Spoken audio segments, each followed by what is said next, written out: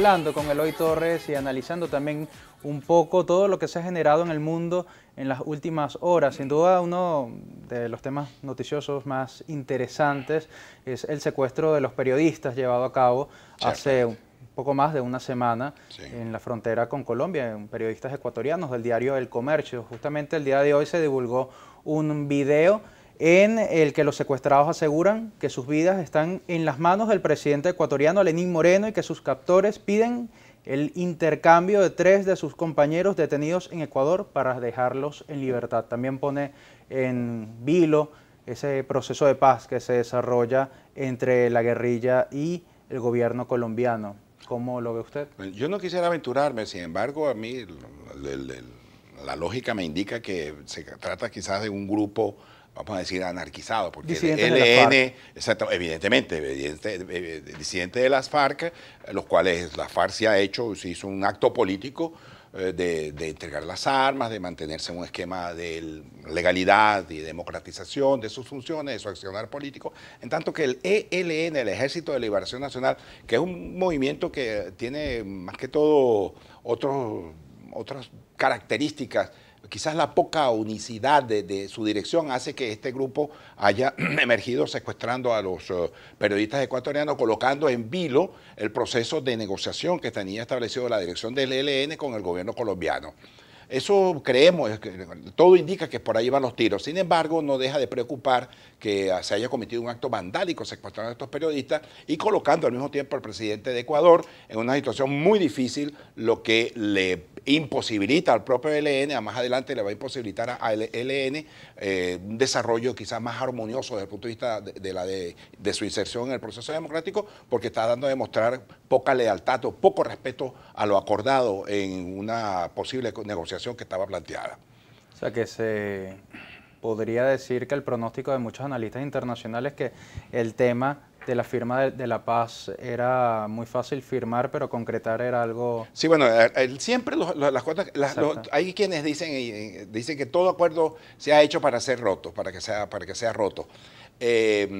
Bueno, sin embargo, la política es así, la política es muy dinámica, posiblemente mañana eso cambie, que se cambie la perspectiva de este grupo anarquizado en el seno del ELN y retome de nuevo la dirección de ese movimiento, un proceso real de negociación con el gobierno para alcanzar un proceso definitivamente de paz que tanto le hace falta a Colombia y que creo que lo está alcanzando con grandes dificultades, pero lo está alcanzando mediante una gran negociación. Vamos a seguir tocando temas latinoamericanos. El día de ayer, Martín Vizcarra, nuevo presidente de Perú, juramentó un nuevo gabinete. ¿Qué podríamos esperar de esta política peruana que tan movida estuvo? Y en la entrevista pasada también conversamos de Perú, porque Perú políticamente es un país que da muchísimo de qué hablar. Así es. ¿Qué podríamos esperar de Martín Vizcarra?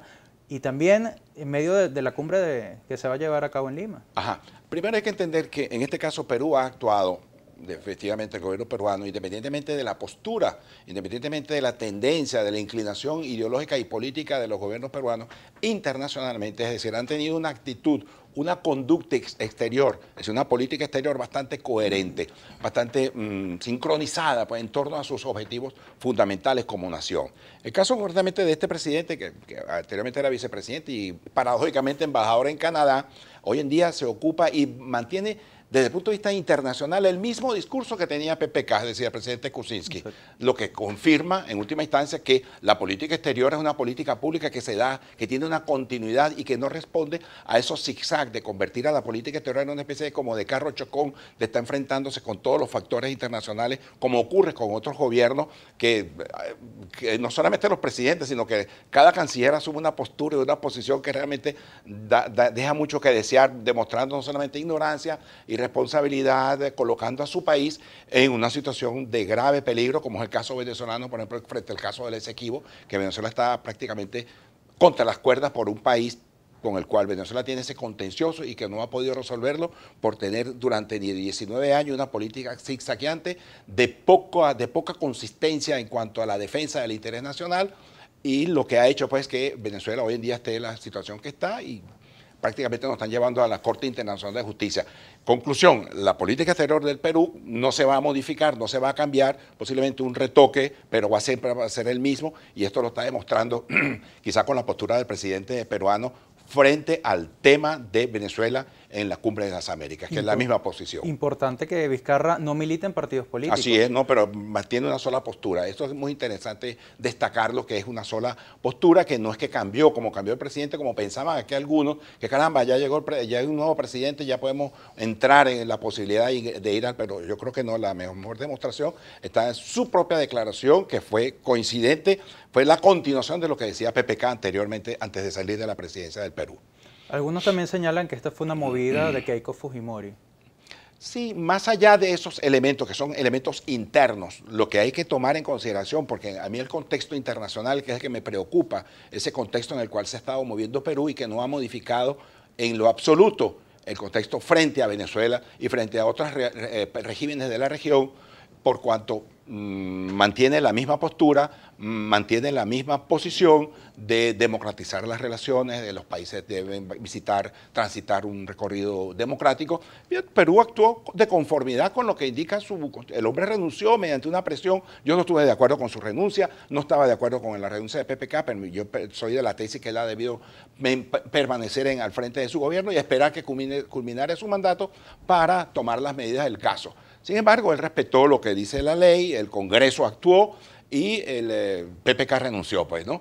Lo que no pasa en otras partes, otras latitudes, donde la mayoría de la Asamblea hace una proposición y desde el Ejecutivo se utiliza un bufete especial que tienen en el Tribunal Supremo para cambiar las reglas del juego, y eso, fíjate, lo que estamos viviendo hoy en Venezuela. Vamos a adelantarnos un poco. Hoy es martes, mañana es miércoles, seguramente, pero estamos a las vísperas de un gran evento en Brasil que sin duda alguna puede mover el panorama de esa nación frente a las elecciones, que es, estamos a las vísperas del juicio que puede derivar en el arresto del exmandatario Luis Ignacio Lula da Silva, uno de los favoritos para las elecciones. ¿Qué podemos ver allí? Porque Lula sigue diciendo que es inocente de distintas causas, ya está condenado a más de 12 años de prisión. Y él recurrió y entonces está en ese plan. Bueno, vamos a ver, vamos a esperar.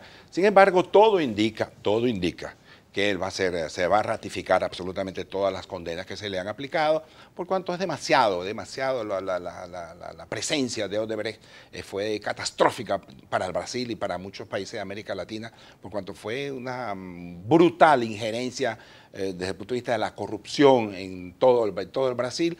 Y bueno, y Lula no era ajeno a todo eso que pasó. Luego la propia Dilma Rousseff tampoco era ajena a lo que pasó. Y bueno, y todo el mundo en Brasil están como los perros dálmatas, todos tienen sus manchitas, pues, ¿no? Sin embargo, hay unos que tienen unas manchas más grandes y unas manchas más pequeñas. En el caso concreto del Brasil, yo creo que el expresidente Lula va a ser ratificada esa condena. O sea, que puede ser que no sea aceptado el habeas corpus. Creo que no va a ser aceptado, en mi opinión, no sé, porque yo realmente, primero no soy abogado, y además, segundo, no tengo la bola de cristal, pero todo indica, desde el punto de vista político, que el Brasil anda buscando, digamos, la instauración de una seriedad frente a la corrupción, y quizás esta es una demostración porque Lula es un hombre ha tenido un hombre de mucho peso en Brasil, y si se ha tomado las medidas con Lula, yo creo que es una demostración de que hay una sanidad, que hay un esfuerzo por democratizar y hay un empeño por acabar con la corrupción en Brasil. Muy brevemente, porque el tiempo en televisión es corto, quisiera saber, luego de este recurso de la defensa, ¿podría seguir Lula con sus abogados intentando otras medidas para escaparse de la cárcel? Bueno, todo indica que sí, es su derecho. Todo individuo que está sometido a un juicio, creo que tiene los derechos y lo que indica la nomenclatura jurídica, eso está por verse, porque si la nomenclatura jurídica lo inhabilita para ser, digamos, candidatos a la presidencia, no creo que lo vaya a hacer, porque además hay que entender que es un hecho político lo que está de por medio. Exacto. Brasil anda buscando enseriar su relación de poder para darle a entender a su país que en Brasil se deben hacer las cosas con pulcritud y con un apego a la democracia y con un apego a las leyes para acabar con la corrupción. Y el caso es emblemático, es un ejemplo que le puede ofrecer la élite política brasilera al Brasil para demostrar que en efecto esas cosas se pueden hacer con corrección y con pulcritud. Bueno, sin duda alguna estamos a las vísperas de este hecho. Vamos a ver qué pasa mañana. Así es. Seguro va a dar bastante de qué hablar Brasil. Estábamos conversando con Eloy Torres, analista internacional, amigo de la casa, acá en Con Todo y Pensini. No se aparte, ya venimos con mucho más acá. Gracias. Un placer.